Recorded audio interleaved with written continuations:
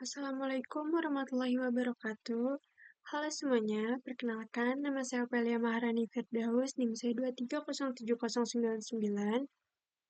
Saya dari kelas SIKC 3D dan saya dari kelompok 6. Nah, di sini saya akan menjelaskan tentang sistem pendukung keputusan pemilihan bank terbaik untuk mahasiswa dalam menabung menggunakan metode WP. Nah, sebelum saya menerangkan langkah-langkah perhitungan metode WP ini, saya akan menjelaskan terlebih dahulu eh, mengapa saya memilih studi kasus pemilihan bank terbaik untuk mahasiswa ini dan apa itu metode WP. Nah, apa itu metode WP? Metode WP atau singkatan dari Weighted Product adalah salah satu metode dalam sistem pendukung keputusan yang digunakan untuk membantu menentukan pilihan terbaik dari beberapa alternatif berdasarkan banyaknya kriteria. Nah, sederhananya itu, metode ini dipakai ketika seseorang harus memilih sesuatu, tetapi penilaiannya tidak bisa dilihat dari satu sisi saja. Nah, dalam kehidupan sehari-hari, kita sering dihadapkan pada kondisi seperti ini. Misalnya, seperti kita ingin membeli laptop, menentukan tempat kos yang terbaik, atau memilih bank untuk menabung. Nah, semua pilihan pasti punya kelebihan dan kekurangannya masing-masing. Oleh karena itu, keputusan tidak bisa hanya berdasarkan yang lagi populer atau kata teman bagus. Nah, dibutuhkan cara yang lebih masuk akal agar keputusan yang diambil benar-benar sesuai kebutuhannya. Nah, metode WP ini membantu proses tersebut dengan cara menghitung setiap pilihan berdasarkan kriteria tertentu yang sudah ditentukan sebelumnya. Nantinya, setiap kriteria diberi bobot sesuai tingkat kepentingannya. Kriteria yang dianggap paling penting akan memiliki pengaruh lebih besar terhadap hasil akhir. Nantinya, metode ini menggunakan konsep perkalian dalam proses perhitungannya. Jadi, setiap nilai dari suatu kriteria akan diproses bersama bobotnya, lalu digabungkan untuk menghasilkan nilai akhir. Nah, dari hasil itu nantinya akan muncul ranking atau urutan pilihan terbaiknya itu yang mana. Dalam metode WP juga ada dua jenis kriterianya, yaitu cost dan benefit. Nah, di sini saya akan menjelaskan apa itu benefit. Jadi, benefit itu kriteria yang nilainya semakin besar semakin baik.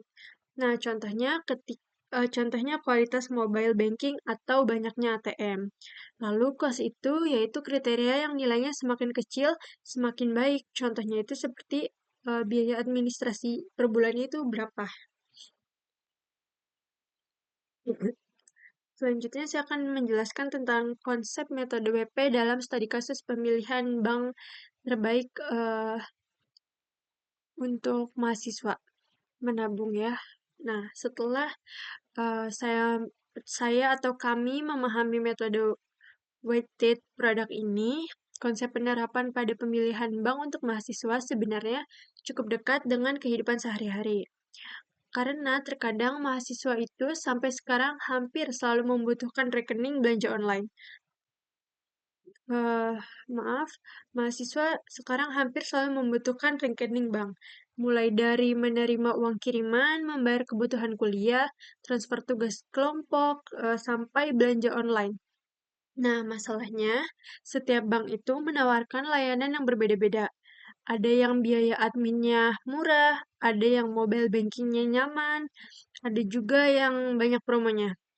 Nah, karena banyaknya pilihan, mahasiswa itu sering bingung menentukan bank yang paling cocok itu yang mana. Gak sedikit juga yang memilih bank hanya karena ikut teman atau karena ATM-nya itu dekat sama kampus kita. Padahal, kalau dipikir lebih jauh, pilihan bank bisa mempengaruhi pengeluaran dan kenyamanan transaksi sehari-harinya itu bagaimana. Potongan admin yang terlihat kecil kalau dikumpulkan tiap bulan tetap terasa bagi mahasiswa. Hidup mahasiswa memang unik. uang bisa habis buat kopi, tetapi tetap panik melihat saldo berkurang karena biaya admin Rp5.000. Nah, dari sinilah metode WP digunakan. Metode ini nantinya membantu membandingkan beberapa bank berdasarkan kriteria yang dianggap penting bagi mahasiswa. Misalnya, kriterianya itu biaya administrasi, kemudahan mobile banking, jumlah ATM, keamanan transaksi, promo atau cashback, dan kemudahan pembukaan rekeningnya itu bagaimana. Nah, setiap bank akan dinilai berdasarkan kriteria tersebut. Setelah itu, nantinya dilakukan perhitungan menggunakan metode WP untuk melihat bank mana yang memilih nilai terbaik secara keseluruhan. Nah, selanjutnya saya akan menjelaskan langkah-langkah menghitung metode WP ini menggunakan Excel terlebih dahulu. Nah, di sini saya mempunyai beberapa kode kriteria, yaitu saya memakai huruf C, jadi di sini saya kodenya itu C1, C2, C3 sampai seterusnya. Karena di sini kriteria saya mempunyai 8, jadi saya C-nya itu dari C1 sampai C8. Lalu kriterianya itu apa untuk alternatif atau tipe pemilihan bank ini? Nah, yang pertama kriterianya itu ada biaya administrasi. Lalu yang kedua itu setoran awal dan saldo minimum. Lalu yang ketiga itu akses layanannya. Nah, akses layanannya itu saya nilai dari 1 sampai 5. Nih, contohnya. Nah, akses layanan itu dihitungnya dari jumlah dan jangkauan ATM, lalu kualitas mobile banking dan kemudahan transaksinya seperti transfer, QRIS, dan lain-lain. Nah, skalanya itu dinilai dari 1 sampai 5. Dari penilaian 5 itu berarti sangat mudah diakses. Nah, ATM eh, sep- sangat mudah diakses ini contohnya seperti ATM banyak di mana-mana. Lalu mobile banking stabil dan lengkap. Lalu transaksi lancar tanpa kendala. Lalu nomor 4 ini yaitu bisa dikatakan mudah. Contohnya seperti ATM cukup banyak, mobile bankingnya bagus, dan kadang ada kendala tetapi sedikit atau kecil.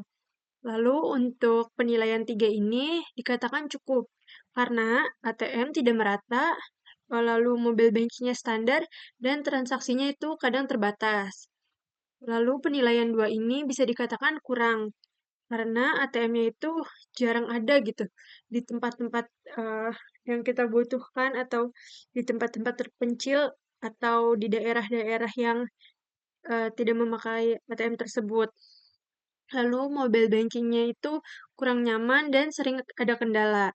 Lalu penilaian 1 itu bisa dikatakan sulit karena ATM-nya itu sangat terbatas, aplikasinya buruk, dan transaksinya itu sering gagal.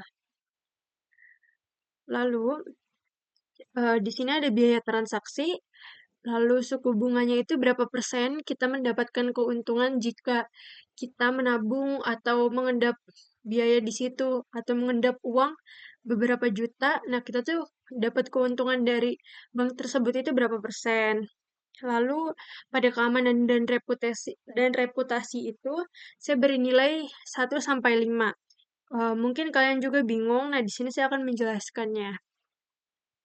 Nah, jadi dalam keamanan dan reputasi ini, kita penilaiannya itu diambil dari legalitas dan pengawasan, lalu terdaftar dan diawasi OJK, lalu dijamin LPS, lalu yang keempat itu reputasi dan kepercayaan publik, yang kelima lama berdiri, yang keenam jumlah nasabahnya, yang ketujuh itu jarang kasus besar, yang kedelapan itu keamanan sistem, yang kesembilan kualitas aplikasi, yang kesepuluh proteksi transaksi seperti OTP, notifikasi, dan lain-lain. Dan yang ke-11 itu riwayat gangguan atau kebocoran. Nah, skala penilaiannya itu dari 1 sampai 5. Nilai 5 itu dikatakan sangat aman dan sangat terpercaya, seperti banknya besar, stabil, dan hampir tidak ada isu sama sekali. Lalu penilaian 4 itu bisa dikatakan aman dan terpercaya. Nah, contohnya itu ada isu kecil tapi masih bisa diwajarkan. Lalu penilaian 3 itu bisa dikatakan cukup aman. Contohnya itu seperti pernah ada gangguan atau kepercayaannya itu belum terlalu kuat. Lalu penilaian 2 itu bisa dikatakan kurang karena beberapa isu yang mengganggu kepercayaan pelanggannya atau nasabahnya. Lalu nilai 1 itu bisa dikatakan buruk karena banyaknya masalah keamanan dan reputasinya itu menurun. Lalu eh, fitur tambahan. Nah, fitur tambahan juga ini saya kasih nilai itu skala 1 sampai 5. Nah, mungkin kalian juga bingung lagi itu maksudnya bagaimana. Di sini saya akan menjelaskan juga. Jadi fitur tambahan ini contohnya itu seperti adanya fitur QRIS, lalu fitur QRIS ini nih atau biasa orang-orang bilang kris, itu tuh contohnya kayak bisa bayar langsung pakai scan, lalu kebutuhan harian mahasiswa. Lalu yang kedua itu integrasi e-wallet seperti bisa top up atau terhubung ke GoPay, OVO, Dana, ShopeePay tanpa ribet. Dan fitur pengelolaan keuangan, contohnya itu seperti pencatatan otomatis, budgeting, lalu kategori pengeluarannya itu berapa. Dan yang keempat itu fitur tambahan unik. Contohnya itu seperti kartu virtual atau split bill atau saving goals dan lain-lain. Nah, skala penilaiannya itu 1 sampai 5.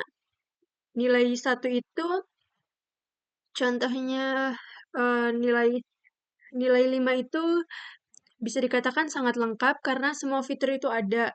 Lalu plus fitur tambahan yang membantu. Dan nilai 4 itu bisa dikatakan lengkap karena mayoritas fiturnya itu ada dan sedikit kekurangannya. Dan eh, nilai 3 itu bisa dikatakan cukup karena fitur dasarnya ada tapi tidak variatif. Dan penilaian 2 itu bisa dikatakan kurang karena fiturnya itu terbatas. Dan penilaian 1 itu sangat minim karena fiturnya itu terkadang fiturnya itu benar-benar terbatas dan kadang nggak up to date gitu. Lalu kriteria yang terakhir itu yaitu kemudahan pembukaan rekeningnya. Nah, kemudahan pembukaan rekening itu dikasih nilai juga skala 1 sampai 5. Nah, contohnya itu seperti ini. Contohnya itu kemudahan daftar online atau harus ke kantornya, lalu syarat dokumennya itu rumit atau enggak, lalu waktu prosesnya itu cepat atau lama, dan setoran awalnya saat buka rekeningnya itu besar atau tidak. Nah, skala penilaiannya itu bisa dikatakan 1 sampai 5. Nah, nilai 5 ini bisa dikatakan sangat mudah karena daftarnya tuh full online, lalu prosesnya itu cepat dan syaratnya sederhana dan setorannya juga ringan gitu, setoran adminnya atau setoran awalnya. Lalu nilai 4 itu bisa dikatakan mudah karena bisa online tapi sedikit tahap tambahannya. Lalu penilaian 3 itu bisa dikatakan cukup karena harus ke kantor atau prosesnya itu agak lama. Nah, penilaian 2 itu bisa dikatakan sulit karena banyak syarat dan prosesnya itu lama. Dan nilai 1 itu bisa dikatakan sangat sulit karena ribet dan nggak praktis sama sekali. Oke, selanjutnya di sini saya akan beritahu alternatif atau biasanya di dalam metode WP ini katakannya itu tipenya. Nah, alternatifnya itu ada BCA, BRI, BNI, Mandiri, BSI, Cimniaga, BTN, BTPN atau biasanya kita sebut itu Bank Jenius, lalu Bank dan Bank Neo atau Neobank. Nah, dari kriteria-kriteria tadi yang telah saya sebutkan, 8 kriteria tadi, yang termasuk ke dalam kos itu yaitu biaya administrasi, setoran awal, saldo dan minimum, lalu biaya transaksi. Nah, benefitnya itu yaitu akses layanan, suku bunga, keamanan dan reputasi, fitur tambahan, dan kemudahan pembukaan rekening. Nah, cara menghitungnya itu seperti ini. Yang pertama itu kita identifikasi data dan nilai alternatifnya terlebih dahulu. Nah, alternatifnya itu di sini alternatifnya itu kan ini. Nih, alternatif tuh, ini alternatif tipenya. Nah, alternatifnya tuh ini, C1, C2, C3, C4, C5, C6, C7, C8. Nah, dari itu kan ini nih. Ini, maaf, ini tipe, ini saya katakan saja tipe. Nah, jadi kriteria ini bisa dikatakan alternatifnya. Nah, tipenya itu seperti BCA, BRI, BNI, dan lain-lain. Nah, pertama itu kita identifikasi data dan nilai alternatifnya itu berapa. Jadi, eh, di sini itu kan C1. C1 itu bisa dikatakan biaya administrasi. Nah, dia itu masuknya ke dalam kos. Jadi, setelah saya research bahwa biaya administrasi Bank BCA untuk mahasiswa itu sekitar 7.500 per bulannya. Nah, itu karena kan biaya administrasi itu semakin kan dia kos, jadi semakin besar tuh semakin kurang gitu. Nah, lalu yang benefitnya ini kan C3. Nah, C3 itu kan akses layanan. Yang tadi saya sudah jelaskan bahwa value penilaiannya itu 1 sampai 5. Nah, ini penilaiannya. Lalu kenapa ini BSI ini sebenarnya BSI, lalu Cbank dan Bank Neo itu tidak ada biaya administrasinya. Sebenarnya itu 0 atau bisa disebut itu gratis. Tetapi karena kita itu sedang menghitung dengan metode WP dan saya telah research juga bahwa dalam perhitungan WP itu jika nilai alternatif untuk kriteria tertentu adalah 0, nilai tersebut tidak boleh dijadikan 0,1 atau 0,0 atau 0-nya saja itu tidak bisa. Nah, karena akan mengubah hasil pembagian dan perkaliannya. Perkalian dengan 0 menghasilkan 0. Nah, pendekatan yang benar adalah menggunakan nilai sangat kecil mendekati 0 seperti 0,001. Nah, jadi di sini saya memakai nilai yang mendekati 0, yaitu 0,001. Nah, jadi identifikasi itu identifikasi data dan nilai alternatif itu misalkan biaya administrasi, itu kan termasuknya kos. Nah, misalnya BCA biaya administrasinya berapa, lalu BCA setoran awal saldonya itu berapa, lalu BCA akses layanannya itu berapa, lalu BCA biaya transaksinya itu berapa, lalu BCA suku bunganya itu berapa persen, lalu BCA keamanan dan reputasinya itu berapa, termasuknya ke skala berapa, lalu contohnya BCA fitur tambahannya itu memiliki nilai value berapa, dan BCA itu kemudahan pembukaan rekeningnya itu memasuki skala nilai berapa, seperti itu. Nah, jika kita sudah memasukkan nilai-nilai ini, selanjutnya kita ke perbaikan bobot atau normalisasi W. Nah, di sini itu bobot awalnya itu kan dalam alternatif atau kriteria ini biaya administrasi itu bobotnya 20. Nah, lalu setoran awal dan saldo minimum itu 10, akses layanan itu 15, biaya transaksi itu 15, suku bunga itu 5, keamanan dan reputasi itu 15, fitur tambahan itu 10, dan kemudahan pembukaan rekening itu 10. Nah, bobot awalnya kan seperti ini. Ini kode kriterianya. Nah, perhitungannya itu jadi 20 dibagi 100, 10 dibagi 100, 15 dibagi 100, 15 dibagi 100, sampai seterusnya. Ini jadi bobot awal ini dibagi 100, lalu bobot ternormalisasinya itu dari 20 dibagi 100 yaitu 0,2. Nah, tipe pangkatnya itu negatif. Karena ini kan C1 itu kan bisa dikatakan cost, tuh biaya administrasi termasuknya ke cost. Nah, lalu jika sudah, kita menghitung nilai vektor S-nya. Nah, nilai vektor S-nya itu caranya bagaimana? Nah, caranya itu seperti ini. Jika tipe pangkatnya itu negatif atau eh, ini termasuknya ke cos, itu eh,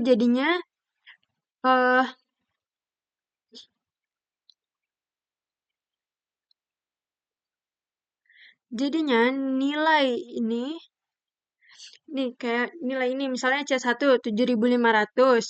Nah, dikalikan dengan ini. Jadi 7.500 ini kalikan sama bobot yang udah ternormalisasinya.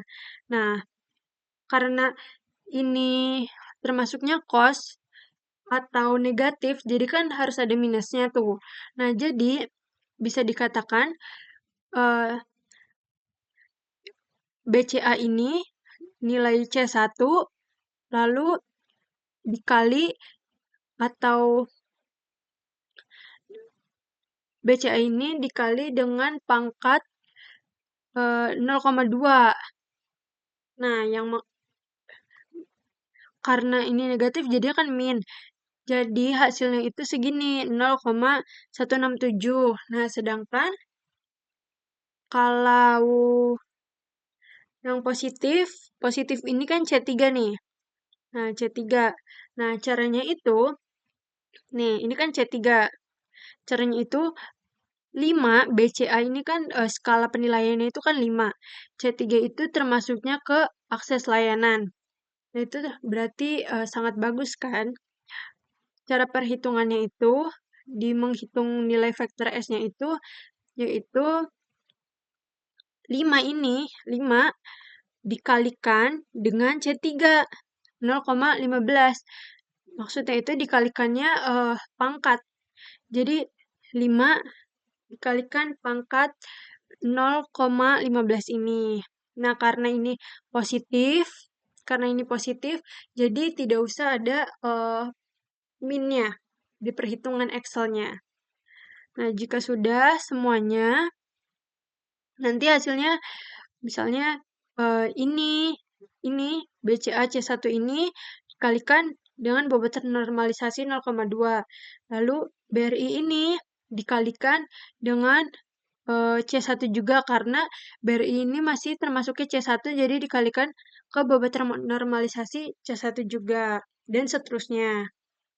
Sedangkan yang positif ini misalnya C3. C3 ini kan 5, berarti dikalikan ininya C3 juga. Nah, 0,15. Karena ini dia benefit positif, jadi di sini tidak usah ada minnya. Gitu, guys. Lalu nanti hasilnya akan seperti ini. Nah, untuk menghitung nilai vektor S-nya itu, caranya total vektor S ini nih dihitungnya dari BCA. Contohnya dari baris BCA terlebih dahulu, dari BCA C1 sampai C8.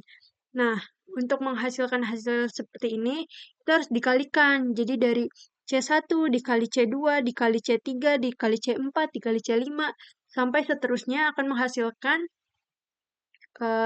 nilai ini nih 0,024. Nah, jika sudah, lalu ditotalkan dari vektor S ini, dari BCA sampai Bank Neo itu totalnya berapa, dan totalnya itu 66,955559169. Nah, selanjutnya kita menghitung nilai preferensi vektor F atau vektor V. Nah,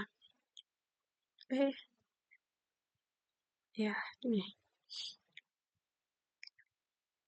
Nah, dari perhitungan nilai vektor S ini, Kan ini nih vektor F-nya nih. Nah, caranya itu untuk menghitung nilai preferensi vektor F itu, jadi dari vektor F ini, hasil vektor SBCA dibagi dengan hasil total semuanya vektor S. Jadi ini, nih, jadi BCA ini yang awal dibagi dengan total vektor S-nya itu berapa. Nah, menghasilkan nilai seperti ini. Nih, akan menghasilkan nilai segini. Nah, lalu dari sini sampai sini kita totalkan. Nah, hasilnya itu sebenarnya itu 1000. Tetapi di sini karena kita general jadi totalnya itu 1.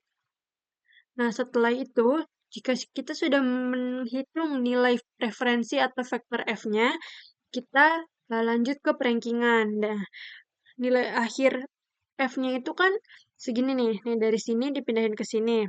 Nah, ternyata yang nilainya terbaik itu si bank mendapatkan nilai akhir 0,73882 738722299. Lalu disusul dengan Cim Niaga dan Bank Neo.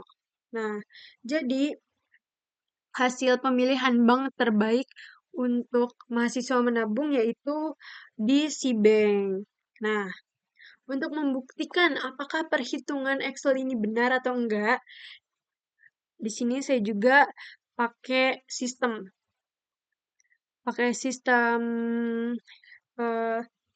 Yang telah saya buat dengan kelompok saya, itu kelompok 4. Nah, ini saya udah masukin template-nya.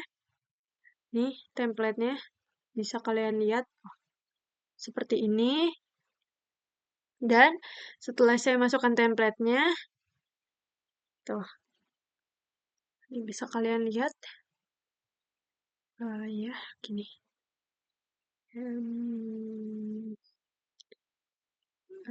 Ya, gini. Lalu ininya. Oke. Nah, nih. Jadi, bisa kita lihat. Tuh, seluruh nilai S-nya itu, tuh, perhitungan saya ternyata benar, yaitu 669, karena di sini dibulatkan, jadi di sini di Excel tidak dibulatkan, jadi 6695559169 sama saja, jadi 66966. Nah, yaitu sama aja nilainya mendekati dan bisa dikatakan benar. Lalu, ini nilai preferensi F-nya juga bisa kita lihat. Tuh. Faktor F itu hasilnya di sini totalnya 1000 tetapi di sininya 1. Itu juga bisa dikatakan benar karena ini benar-benar sama tetapi di sini ditulisnya itu 1 bukan 1000. Dan rankingan akhirnya itu tuh sama saja. Nih, ini di sini saya juga memakai rumus. Itu bisa dikatakan ini perhitungannya sudah benar karena yang ranking pertama itu si Bank, lalu kedua itu Cim Niaga, dan yang ketiga itu Bank Neo.